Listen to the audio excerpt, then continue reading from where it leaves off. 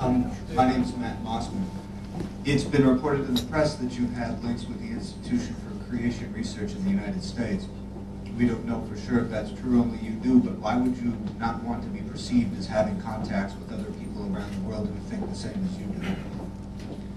Evet, şimdi yakın zamanda basında Amerika Birleşik Devletleri'ndeki Yaratılış Araştırma Enstitüsü ile ilgili bir takım bağlantılarınız, temaslarınız olduğuna dair bir takım haberler çıktı. Öte yandan siz bunları reddediyorsunuz. Herhangi bir şekilde uluslararası çapta temasınız olmadığını söylemek istiyorsunuz. Acaba neden bunun karşıtı bir takım göstergeler varken bunu bu şekilde ifade etme yönünde? Orada bir yanlış anlaşılma olmuş olabilir. Yani siyasi himaye veyahut maddi destek anlamında onu söyledim. Tabii ki bilimsel her türlü veriyi dünyanın her tarafından topluyoruz. Tabii ki Amerika'daki Yaratılış Araştırma Enstitüsü'nden de bilgi alıyoruz tabii ki.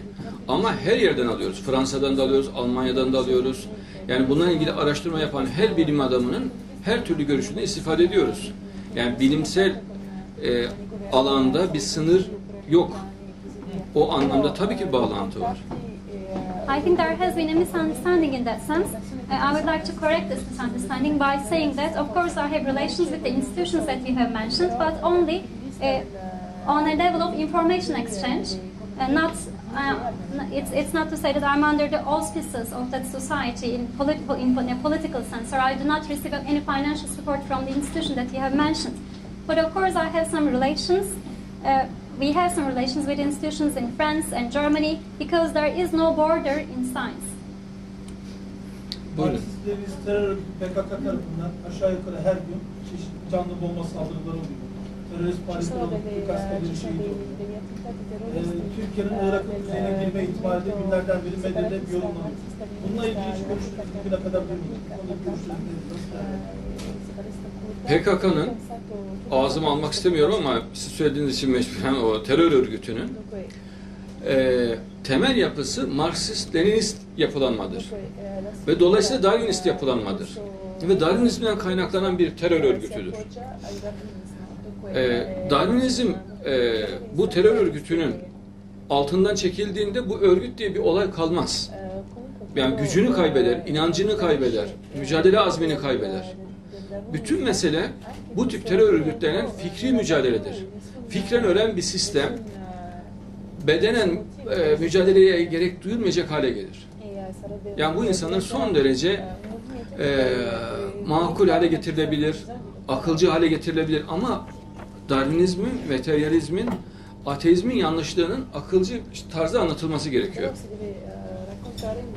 So the question was, nowadays we see in the press that there are many attacks by the terrorist organization PKK, which is a Marxist and Leninist terrorist organization, and there are many kamikaze attacks by the PKK members to Turkey, and we see that many Turkish soldiers are martyred each and every day. So we haven't heard you making any comments about this situation, and there is also the possibility that the Turkish army is going to have an operation in the northern Iraqi region.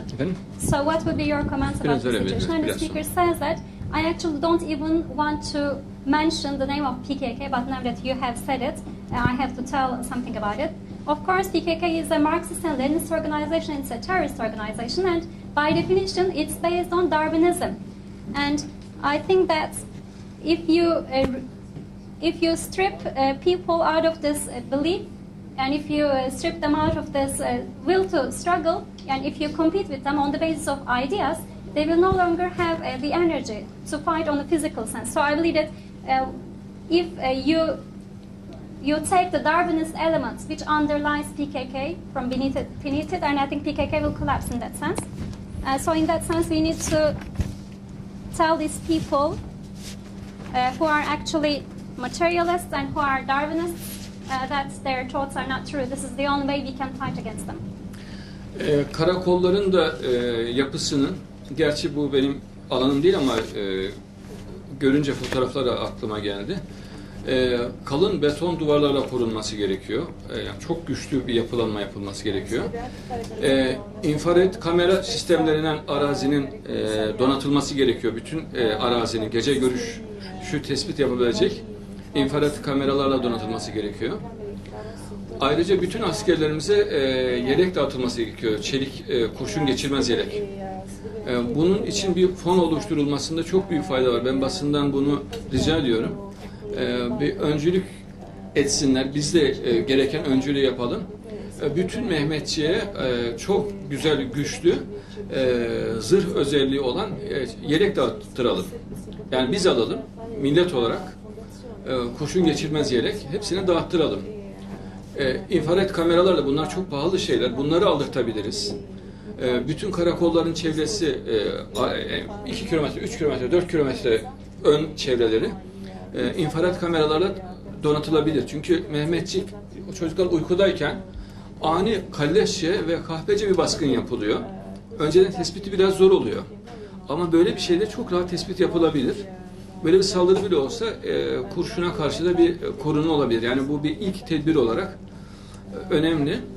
Bir de en az 1-1,5 metre kalınlıkta beton duvarlarla çevrilmesi karakolların önemliliğini görüyorum. O şekilde düşünüyorum. Tabii benim bu şefkatimden, yani askerlerimize olan merhametimden ve şefkatimden ilk aklıma gelenler. Yoksa tabii ki çok daha iyi düşünen insanlar vardır, çok iyi daha değerlendiren insanlar vardır ama askerimize yardım edilmesi, özellikle maddi yardım yapılmasında çok büyük fayda var. Bu yönde bir kampanya meydana getirebiliriz. Yani bütün basın olarak bir kampanya meydana getirebiliriz. Çocuklarımızın, kardeşlerimizin, Mehmetçiğin can güvenliğini korumak açısından bu çok faydalı olur diye düşünüyorum. Özellikle bu yelek konusu. Kurşun geçirmez yelek. So, in terms of protective measures against PKK, I can mention the thick concrete walls which can be erected around the police stations. I believe there is such a need to protect the police stations. And we also need an infrared camera monitoring system which also has a night view.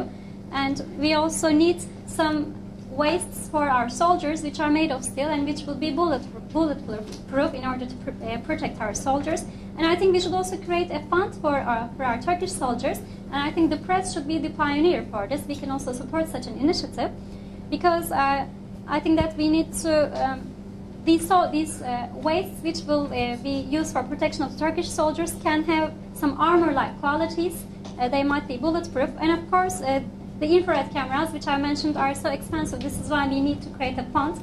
And besides, we might also have an area around in the vicinity area of the police stations, such as 2, 3, or 4 kilometers.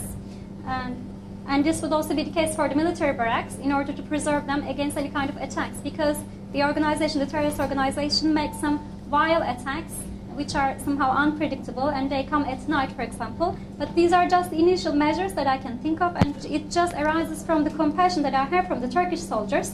And these are the initial things that we can do. I'm sure that there are people who have better ideas than me, but I think we can initiate such a financial aid campaign along with the press members. Arkadaşlar, eğer uygun görürseniz çok özür dilerim. Bir 10 veya 15 dakika kadar ara verelim. Biraz dinlenin isterseniz. Yine devam edeceğiz. So, eğer uygun görürseniz. if you like, let's have a 10 or 15 minutes break, then we can continue if it's suitable to you. Evet. Okay. Hakkınız baki.